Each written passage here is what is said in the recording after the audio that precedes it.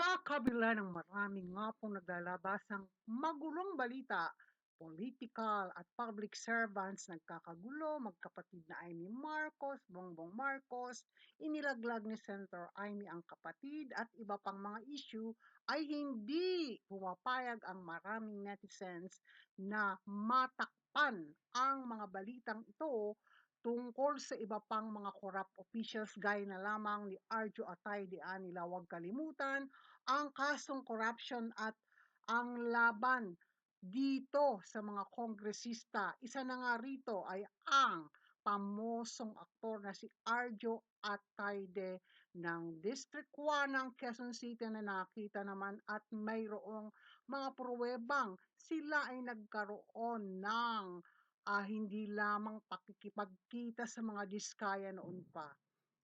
Ibinunyag ito noon ng diskaya couple na ang kaniyang ama ay kumubra ng 60 million pesos at si Mayor Belmonte na may sinabing wala namang proyektong nagawa dito sa distrito ng Quezon City kung saan siya ang kongresista at mas lumaki pa ang sinasabing pondong nawawala, 369 million pesos.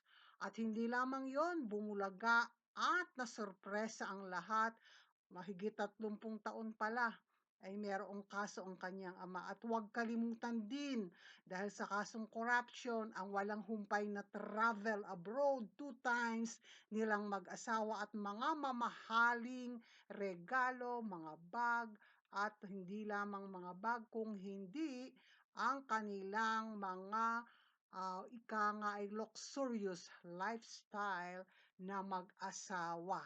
Hindi maikakaila ito at lalong nainis pa ang mga netizens. Patuloy na maki-engage ang asawa nitong si Maine Mendoza, ipagtanggol at sabihin kasinungalingan ng balita, subalit marami naman ang nailalabas na pruweba. At hindi lamang yon, sa kasagsagan ng isyo ay namigay ng ayuda na mas malaki pa ang mukhang nakalagay sa bag, kaya't nabash na naman ito ng todo. At bakit hindi magagalit ang netizen kung ganito ang isang politiko? Hindi naman sa kanila galing anila ang pondo at namigay pa ng 2,000 pesos sa mga kaalyado at papanig sa kanya, ginagawang kasangkapan ang mahihirap na nasasakupan. Kinasuhan na, ngunit ano ang nangyari? Natahimik. Pinagtakpan nga ba ni Senator Tito Soto? Ayan naman at malinaw na meron siyang proyekto sa Wawaw Builders na isang ghost project. Yan lamang po, huwag kalimutan ay ang dapat managot, habulin. Thanks for watching!